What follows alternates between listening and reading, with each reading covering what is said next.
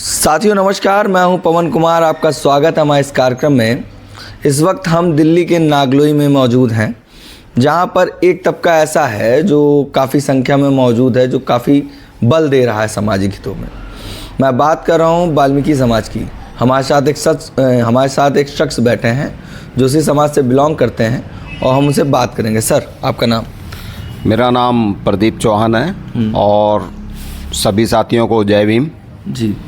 और आपका और आपके चैनल का हार्दिक स्वागत है कि आप लखनऊ से आकर दिल्ली और दिल्ली में भी नांगलोई जो मेरे पास यहाँ पर आकर इंटरव्यू ले रहे हैं, इसके लिए आपका बहुत बहुत धन्यवाद। सर बहुत बहुत शुक्रिया। मैंने सुना है आपका कोई संगठन भी है, उसके बारे में थोड़ा बताएंगे? हाँ जी, एक हमारा सामाजिक संगठन है राष्ट्रीय झाड़ू मंच के नाम से, जो पीछे काफ़ी समय से लगातार आवाज़ उठा रहा है। जो दबे पिछड़े वर्ग है, हर जाति समाज के लिए हम लोग काम कर रहे हैं और विशेष तौर से उन लोगों के लिए काम कर रहे हैं जो बिल्कुल पिछड़ चुका है, जो लास्ट पायदान पर आज काम कर रहा है, जिसकी लगातार सरकारों द्वारा भी शोषण हो रहा है। हम उस समाज के लिए भी काम सबसे ज़्यादा कर रहे हैं, क्योंकि ठेकेदारी प्रथा ने उनकी जो बढ़ती हुई ग्रोथ थी उसको रोक दिया और कहीं ना कहीं हर बार उसको डाउन ला रहे हैं जी। जो एक बड़ी समस्या उभर कर आ रही है, जो लास्ट पायदान पे पहुंच रहा है, उसके इनकम सोर्स जो है वो लगातार गवर्नमेंट द्वारा और ठेकेदारी प्रथा द्वारा कम की जा रही है। और इसी में जब जब देश में मनीषा हाथरस का मामला हुआ, 9 साल की बच्ची का मामला हुआ, जालोर घटना का मामला हुआ, या अन्य कई ऐसे विषय हैं जिन पे संगठन ने लगातार धरना प्रदर्शन और उनकी आवाज़ उठाने का काम किया है और आगे यह जारी है। ठीक है, ये जो मामलात हुए हैं इसके बारे में आपने रोशनी डाली है और ये कोई छोटे मोटे नहीं, बहुत ही बड़े मामले रहे हैं। सर, फिलहाल इस समय चर्चा का बिंदु बना हुआ है इलेक्शन 2024 का चुनाव, तो उसमें क्या देखते हैं आप?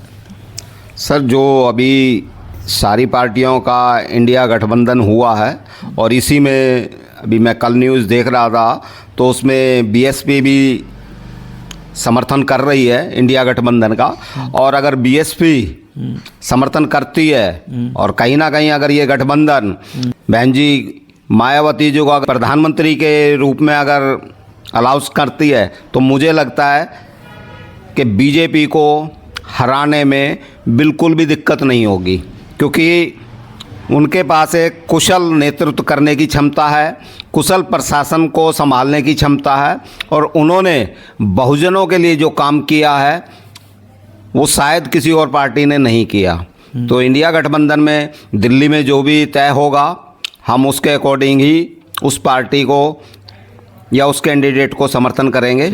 आपने एक बात कही बसपा सुप्रीमो बहन कुमारी मायावती जी के बारे में, क्या उनके पास इतना वोट बैंक है? इस समय तो वोट बैंक घटा हुआ है, या ये कह सकते हैं कि जो बड़ी मीडिया वो दिखा नहीं पा रही, और दूसरे जो अभी फ़िलहाल में जो आंकड़े आए हैं वो काफ़ी चिंताजनक हैं। इस समय उनका वोट बैंक घटा है, लेकिन जो इंडिया गठबंधन अगर होता है तो शायद ये वोट बैंक बढ़ सकता है। तो बहन जी की आवश्यकता है उनको?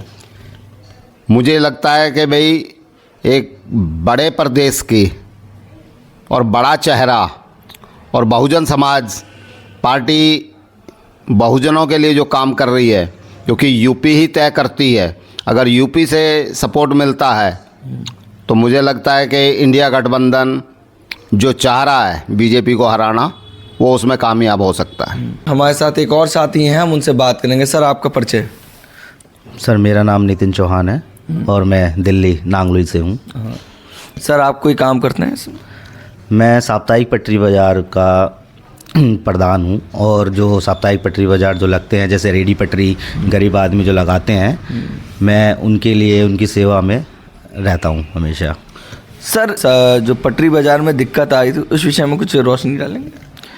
मेन प्रॉब्लम ये आती है, जैसे पटरी लगाते हैं लोग बाग, तो उनको कुछ लोग परेशान करते हैं। जैसे रोड पे लोग खड़े होते हैं अपना माल बेचने के लिए, तो उनको जैसे एमसीडी वाले होते हैं या कुछ कर्मचारी जैसे पुलिस वाले होते हैं, उनको खड़े नहीं होने देते हैं और अपना माल बेचने नहीं देते हैं। अगर वो माल वहाँ बेचते हैं तो उनसे कुछ खर्चा पानी मांगा जाता है, कुछ ना कुछ, मतलब उनसे गरीब आदमी से कुछ ना कुछ कमीशन के तौर पे एक तरीके से उनसे लिया जाता है। तो ये समस्याएं आती हैं पटरी वालों के लिए।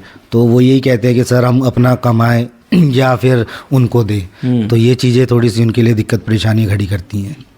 ये था कि जैसे पटरी बाज़ार वाले हैं उनको परेशानी आती है बाज़ार लगाने में। जैसे अभी कोविड के टाइम पे इतनी परेशानी आई थी कि लोगों को अपना घर चलाना बहुत मुश्किल हो गया था।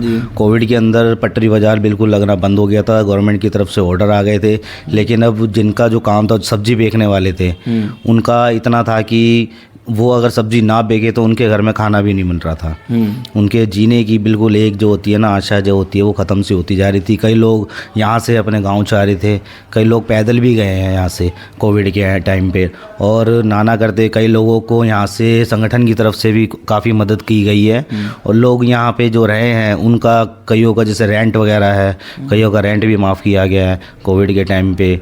मतलब काफ़ी सारी समस्याएं आई थी उस टाइम पे, कोविड के टाइम पे। लेकिन कोविड के बाद थोड़ा थोड़ा लोगों में अपना साहस बढ़ा और अपना काम धंधा करने के लिए वो लोग आगे बढ़े, और धीरे धीरे करते करते लोगों ने अपना जो था अपना पल्ला मजबूत कराया आज के टाइम पे। और ये मान लो कि अब उस चीज़ को देखते हुए सारी ये जो गवर्नमेंट है ना, ये गवर्नमेंट बीच में अब दोबारा से फिर फाउंडेशन ला रही है उनके लिए।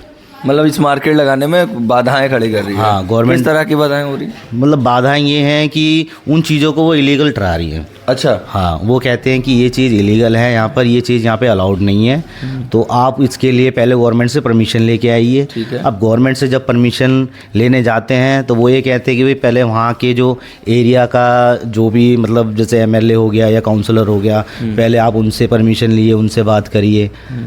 अब चक्कर ये है कि ये सारी गवर्नमेंट जो है राजनीति है, अब राजनीतिक लोग ये कहते हैं पहले आप मेरे से जुड़ो, अच्छा, तब मैं आपके सपोर्ट करूंगा। आप पहले उसका वोट बैंक बनोगे, तब वो आपको सपोर्ट करेंगे। जब आप मेरे काम आओगे तो मैं आपके काम आऊँगा। अच्छा। जब आपने कंप्लेन की थी मतलब कि जो दिक्कत आ रही है इसका कोई सॉल्यूशन दिया जाए, तो अभी तक के रास्ता नहीं दिख पाया। अभी कोई सॉल्यूशन इस चीज़ का नहीं निकला है। तो प्रधान जी क्या चाह रहे हैं?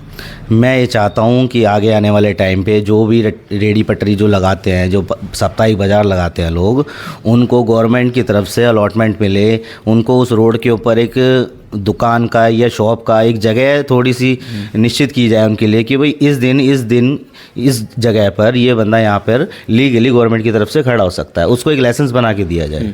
मतलब आप ये चाह रहे हैं कि जैसे पूरे हफ्ते नहीं तो एक दिन के लिए कम से कम उन लोगों के लिए एक बाजार लगाने का मौका मिलना चाहिए। बिल्कुल बिल्कुल, गवर्नमेंट की तरफ से एक अप्रूवल होना चाहिए, एक एमसीडी से अप्रूवल, उनके लिए एक कार्ड ऐसा होना चाहिए जो वो अपना दिखा सके कि हाँ सर हमारे पास एक कार्ड है, हमारे पास लाइसेंस है यहाँ पर खड़ा होने का। कोई भी आकर उनको ऐसे मतलब डंडा फेर दे और ऐसे भगा ना दे वहाँ से।